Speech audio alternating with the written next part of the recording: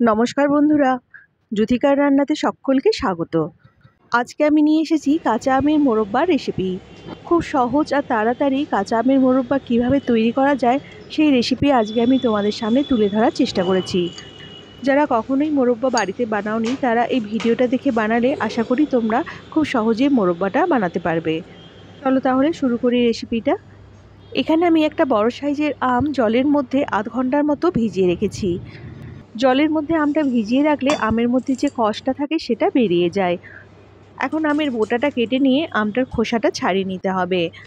বন্ধুরা, এখানে মোরব্বা তৈরি করার জন্য শক্ত কাঁচা আম নিতে হবে। নরম হয়ে যাওয়া আম দিয়ে কিন্তু মোরব্বা তৈরি করা যাবে না। এখানে বন্ধুরা আমের খোসাটা ভালো করে ছাড়িয়ে নিতে হবে। আমের গায়ে যেন কোনো সবুজ অংশ থেকে না যায় সেইভাবে আমের খোসাটা ছাড়াতে হবে। এখন আমি আমটা কেটে নিচ্ছি। দেখো আমটা কতটা শক্ত আছে। এই রকম শক্ত আম দিয়ে কিন্তু মোরব্বাটা বানাতে হবে। এখানে আমি আমটা মাঝারি টুকরো করে কেটে নিচ্ছি। তবে বন্ধুরা, এখানে আমটা তোমরা নিজেদের পছন্দ মতো করে টুকরো কেটে নিতে পারো। আমটা টুকরো করে কাটা হয়ে গেছে। এখন আমের মাঝখানে যে কুশিটা আছে সেটা এইভাবে বের করে নিচ্ছি। এখানে আমি একটা প্যানের মধ্যে কিছুটা জল গরম করতে দিয়েছি। জলটা ফুটে গেছে। এখন এর মধ্যে কাটা আমগুলো দিয়ে দিলাম। আমটা এখানে অল্প করে সেদ্ধ করে নেব। বন্ধুরা, আমটা এখানে এমন করে সেদ্ধ করতে হবে যেন আমটা বেশি নরম না হয়ে যায়, আবার এটা যেন বেশি শক্তও না থেকে যায়। 4 থেকে 5 মিনিটের মতো আমটা ভালো করে ফুটিয়ে নিলে আমটার রঙটা দেখবে অনেকটা পাল্টে গেছে আর আমটাও অনেকটা সেদ্ধ হয়ে গেছে।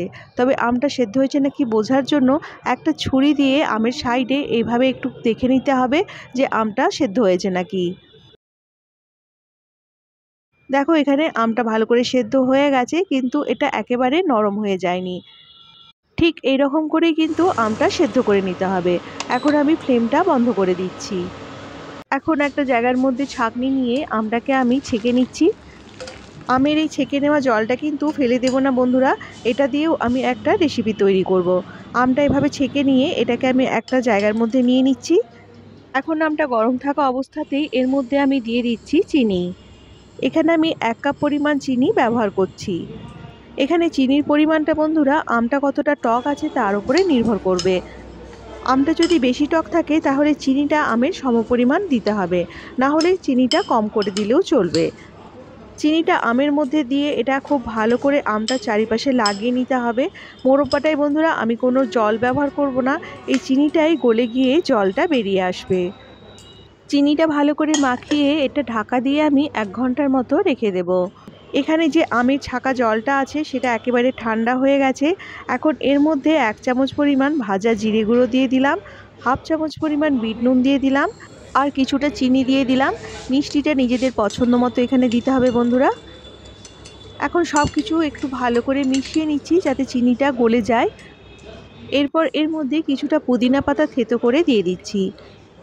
যদি পুদিনা পাতা না থাকে তাহলে এটা নাও দিতে পারো, এটা অপশনাল। তবে পুদিনা পাতাটা দিলে এটা খুব সুন্দর একটা গন্ধ আসবে। এরপর এতে কিছুটা গন্ধরাজ লেবু পাতলা টুকরো করে দিয়ে দিলাম। গন্ধরাজ লেবু যদি না থাকে তার পরিবর্তে পাতিলেবুও ব্যবহার করা যাবে। এরপর এর মধ্যে কয়েক টুকরো বরফ মিশিয়ে দিলাম। এইভাবে আমি আম পান্নাটা তৈরি করে নিলাম।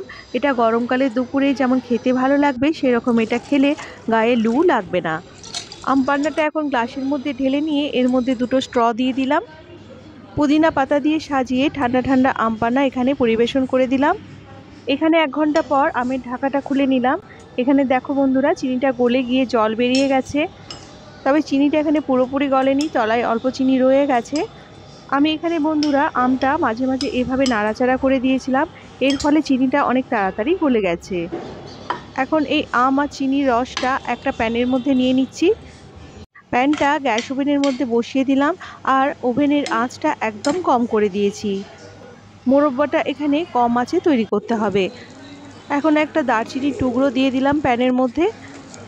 দারচিনিটা দেওয়ার ফলে মোরব্বাটার মধ্যে একটা খুব সুন্দর গন্ধ হবে। এখন মোরব্বাটা কম আঁচে প্রায় 8 থেকে 10 মিনিটের মতো কম আঁচে রান্না করতে হবে।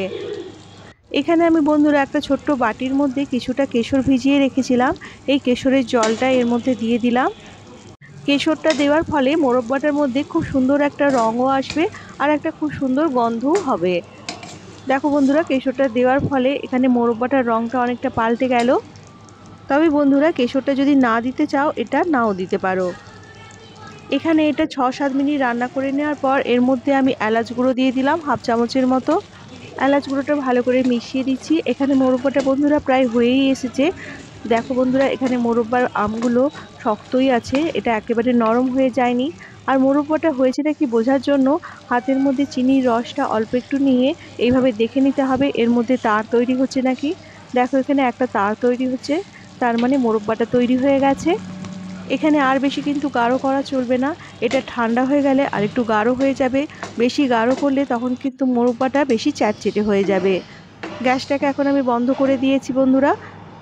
মোরব্বাটা এখানে বন্ধুরা কিছুটা ঠান্ডা হয়ে গেছে। দেখো এখানে কি সুন্দর একটা রং এসেছে মোরব্বাটার। এখন এটাকে ঢাকা দিয়ে আমি 3 থেকে 4 ঘন্টার মতো রেখে দেব। এখানে আমি 5 ঘন্টার মতো চিনির রসের মধ্যে মোরব্বাগুলো ভিজিয়ে রেখেছিলাম। দেখো এখানে খুব সুন্দর একটা রং চলে এসেছে মোরব্বাটার মধ্যে। বন্ধুরা এখানে মোরব্বাগুলো দেখেই বুঝতে পারছো এটা কিন্তু একেবারেই নরম হয়নি। মোরব্বা যেমন একটু কচকচি ভাব থাকে সেই রকমই তৈরি হয়েছে মোরব্বাগুলো। বন্ধুরা এইভাবে মোরব্বাটা তৈরি করে এটা একটা কাচের শিশির মধ্যে রেখে দিতে হবে, তাহলে এটা 4 থেকে 5 মাসের মতো ভালো থাকবে। রেসিপিটি ভালো লাগলে বন্ধুরা চ্যানেলটা প্লিজ সাবস্ক্রাইব করে নিও আর ভিডিওটা একটা লাইক করে দিও। দেখো বন্ধুরা আমি এখানে ছুরি দিয়ে একটু কেটে দেখিয়ে দিচ্ছি মোরব্বাটা কতটা শক্ত হয়েছে। চলে আসবো আবার একটা নতুন ভিডিও নিয়ে, আজ তাহলে আসি, টাটা।